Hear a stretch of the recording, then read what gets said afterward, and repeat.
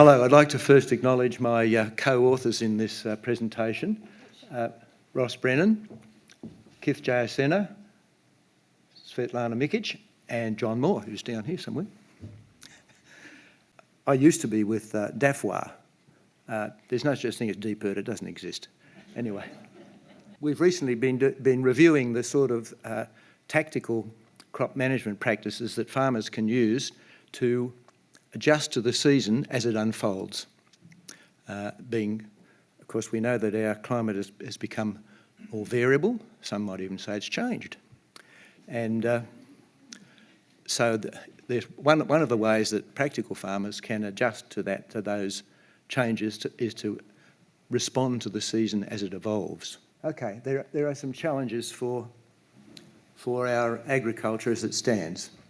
World population's increasing and there's lots, maybe 9 billion mouths to feed in the near future, and we have to find some way of feeding the little devils.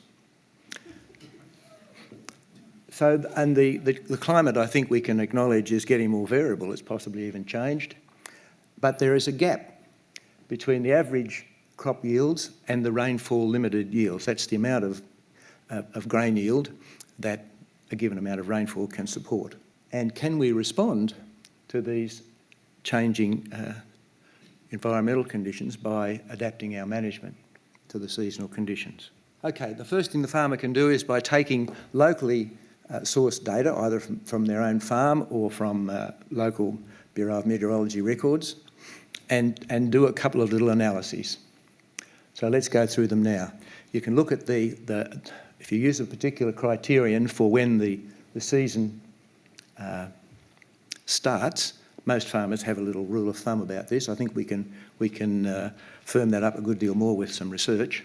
You can then, if you know when the season started and you can make an estimate of when the season finished, you can plot length of the growing season against the amount of the amount of rainfall it's likely to receive. You can then calculate a target yield. A lot of people call this a potential yield, but in fact it can never be verified, so it's just an estimate. And the way you can do that, if I can get this pointer to work. No, forget it. Is it? Ah, there it is, yes. So when you know that you've estimated the growing season rainfall, you can subtract the amount of water that's lost, which is usually about a third of the amount, and that's lost from evaporation, surface runoff, and maybe deep drainage below the root zone. So if you take an example of, say, 300 millimetres, you subtract a third of that, you've now got 200 millimetres, and you can multiply it by what this is called the transpiration use efficiency. So that's the kilograms of grain, wheat grain we're talking about in this case, per millimetre of water that passes through the plant. That's transpiration. So if you take our example, 300 less 100 of losses, 200 times 20, the target yield will be 4,000 kilos per hectare, or 4 tonnes. So what are the possibilities? Here's one way of looking at them. This is plotting the grain yield here against the growing season rainfall. And these numbers, these points here are the average grain wheat yields in the medium rainfall zone in WA. And you can take that 20 kilos per hectare line, which is an amazing piece of science, actually. It was originally determined with wheat plants grown in pots in a glasshouse. So you might say, practising agronomists say, oh yeah, but in fact it's been shown to be not far from the truth by practical agronomists and farmers in the field by a number of different times and published records. So okay, if you take that line and move it down till it hits the first of these points here, you can see that it intercepts the growing season rainfall axis at around about 100 mils, which represents the amount of water that's lost. And you can see that these points stick pretty much to the potential along there until about 250 millimetres of growing season rainfall. So at the low rainfall, our farmers have adjusted pretty well. They know what's going on. They've been at it for a while. And then furthermore, the gap between the average yields and the potential happens here after about 250. Okay, now if you change that, the slope of that line to say 25 kilograms per hectare per millimetre, which has been published in some papers, you can see that that changes the idea a bit more. And then if you shift that line across, if you can reduce the amount of water that's lost during the growing season down to say about half that, and once again that's supported by published information in Western Australia. So for the medium and low rainfall, the amount that's lost is more like 50 millimetres than 100, and I'll talk about that a bit later on. So at 250 millimetres, if you use the existing situation, we're getting a yield of just a bit under 2.5 to 3 tonnes. If you change the slope of that, you can go up to 3.5 tonnes, and if you change the intercept here, for the same 250, you can go up to about 4 tonnes, close to 4 tonnes. So, okay, this just illustrates that there is scope to increase our yields without clearing more land, which we'll get to in a minute. So how big's the yield gap? Well, we've looked at the data for average farm yields, and you'll see that in Western Australia the average yield gap varies between about half a tonne in the low rainfall and around 2 tonnes in the high rainfall and generally in the southern shires. The gap is less or almost zero when seasonal rainfall is less than 250, which we pointed out on the graph. The efficiency of converting rain to grain, that is the actual yield on the potential, some estimate of the potential yield, varies between around 30% on some farms to over 80% on the very best farms. And those data come from one of our consulting companies, Plant Farm, in Western Australia. So what's important for yield improvement? Well, the possibilities are the genotypes, varieties. Farmers love to get a new variety because it doesn't cost much and you can skite about it in the pub. And management, and there's two kinds of management, the tactical or short term and the strategic or longer term, which is the sort of things that Tim was talking about. And the environment, of course, the location and the year.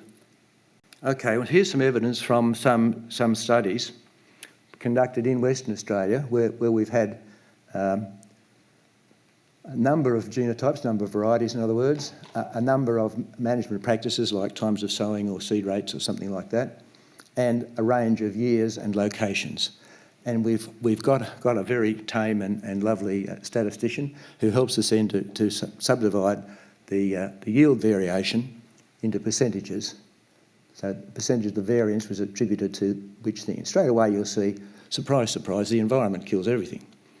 So we've got to, whatever we do, we've got to adapt to that environment. But if you look back at the management and the genotype, the management is about what the farmer does in terms of managing the crop is about twice as important as choosing the right variety. Before I get shot down by a plant breeder in the audience, plant breeders have done a damn good job because any of the modern wheat varieties, for instance, to take one example, is capable genetically of producing at least twice the average grain yield in Western Australia. So, they don't need to try to breed for higher yield anymore because that's already there. Disease resistance and quality, that's different. So let's just define a little bit more about the tactical and the strategic management. The tactical practices are those that are applied immediately before or during the growing season: seed and fertiliser rates, choice of variety, weed, pest and disease management. Strategic practices are those that have longer term impact, largely those that address soil fertility. For instance, acidity, compaction, non-wetting, low organic matter, the sort of things that Tim talked about earlier. But the really good news is that when we examine the experiments that have put in both strategic and tactical management practices as treatments, we find that the results are additive. So one doesn't cancel the other out. If you improve the fertiliser, get a response to that, you can also get a response to fixing up the soil compaction, for instance, at the same time. They're additive. So farmers don't need to stress about which one they do first. They do whatever seems appropriate at the time. Agriculture sometimes gets a bad rap for contributing too much to global warming and climate change. But it's not all, clearing too much land and ploughing the soil. as Tim pointed out 3 times, there's not too many people do that these days, but it does still happen. Every time you turn over the soil, you expose in 3 times this deep sort of thing, you expose it to volatilisation of the volatile materials like CO2, gone. Water, of course, gone. Gases of, say, sulphur and nitrogen and anything else that's volatile is lost. So ploughing it that deep all the time, not to be encouraged really. That's my personal judgment. But zero tillage, which has been more widely adopted in Western Australia than most other places in the world. So that's just going in, using a nasty chemical to kill the weeds, but just sowing the crop direct in without any cultivation. Bang, in it goes. And that's made a fairly major contribution to reducing a lot of the nasties that have gone on in the past. Yeah, loss of the volatiles and use of fossil fuels. Return of crop residues can reduce harmful gas emissions and improve soil fertility. So stubble retention has not been widely adopted in Australia. There's been quite a few studies of this showing that really farmers don't like it. And when you get to some countries in the world where they get about half their income from selling they get about half their income from selling the straw, it's very hard to convince them they should put it back in the ground. But responding to seasonal conditions using tactical short-term management can improve the crop yields without clearing more native vegetation. Here endeth the story.